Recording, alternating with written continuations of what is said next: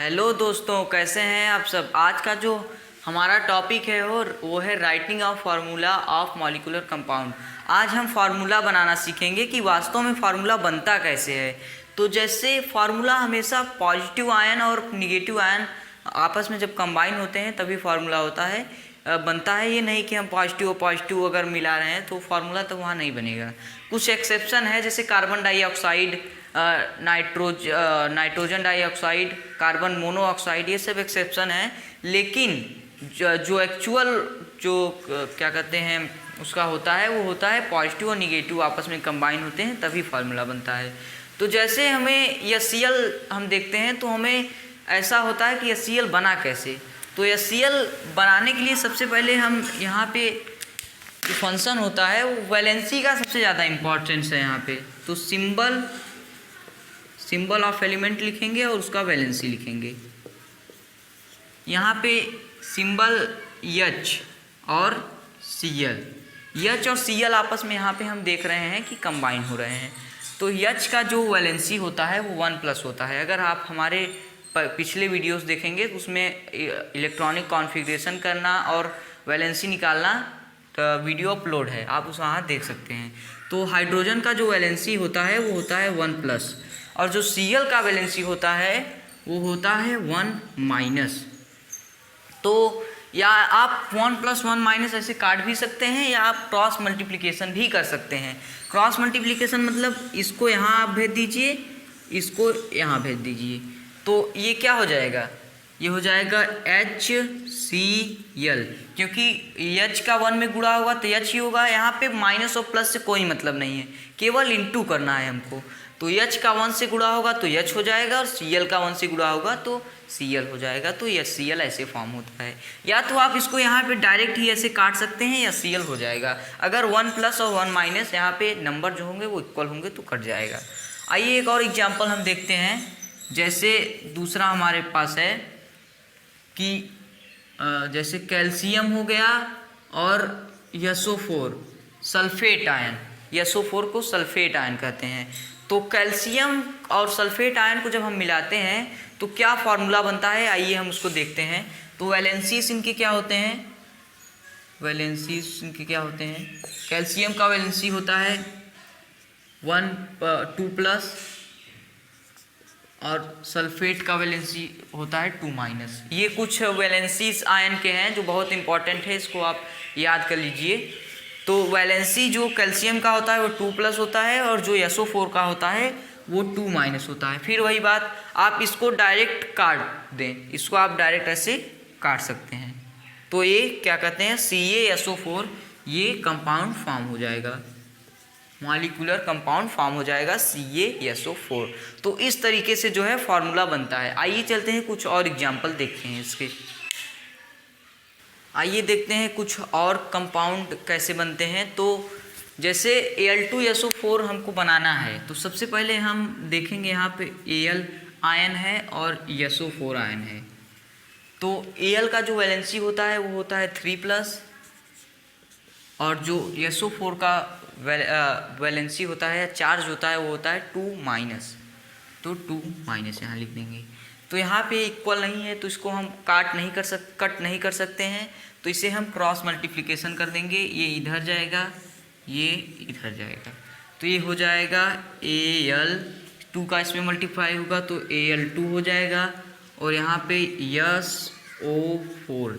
तो यहाँ पे अगर हम 3 लिखेंगे तो यहाँ पे 2 देख रहे हैं हम, 2 एलिमेंट है, तो इसका हम होल थ्राइस कर देते हैं। क्योंकि अगर यहाँ पे हम 3 नीचे लगाएंगे तो 4-3 हो जाएगा, तो वो रॉन्ग हो जाएगा हमारा। तो इसको हम ऐसे होल थ्राइस के रूप में लिखते हैं।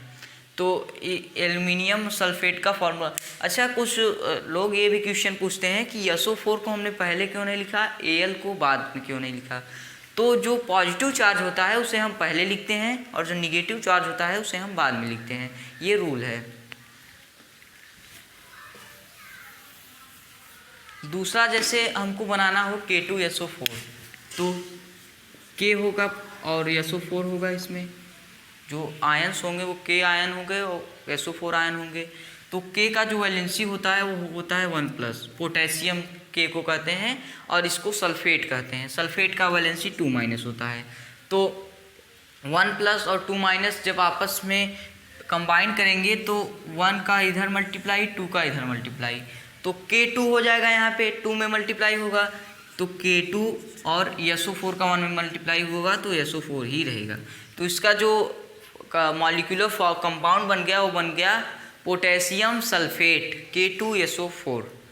और जैसे एक और हम देख लेते हैं, इन्हीं आपस में इन्हीं को प्लस माइनस है तो इन्हीं को आपस में कंबाइन करते हैं। जैसे हम क्या कहते हैं इसको NH4 को और SO4 को आपस में कंबाइन करते हैं। जैसे मान लीजिए इसको मैं मिटा देता हूँ, जैसे NH4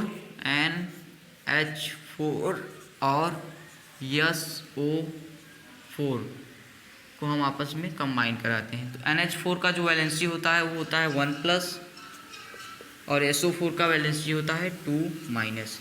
तो इसको इधर मल्टीप्लाइंग करेंगे, इसको इधर करेंगे, इसको ऐसे, इसको ऐसे, तो ये हो जाएगा NH4 होल ट्वाइस कर देंगे क्योंकि इसमें 2 का मल्टीप्लाई हो रहा है, और SO4 ऐसे ही उतरेगा क्योंकि इसमें 1 का ही मल्टीप्लाई हो रहा है। तो इसको पढ़ेंगे अमोनियम सल्फेट। इसका जो नाम होता है अमोनियम सल्फेट। NH4 का होल ट्वाइस और SO4। तो कुछ इसी प्रकार से जैसे हम OH को और NH4 को आपस में कंबाइन करते हैं, से NH4 है और OH है, तो इसका क्या हो जाएगा, NH4 का वैलेंसी 1+ OH का 1-, तो ये आपस में कट जाएगा, क्या बन जाएगा NH4OH, अमोनियम हाइड्रोक्साइड बन जाएगा। अब एक और एग्जांपल हम लेते हैं, जैसे Ca और क्लोरीन, एक मेटल और एक नॉन मेटल को आपस में हम कंबाइन करा के देखते हैं।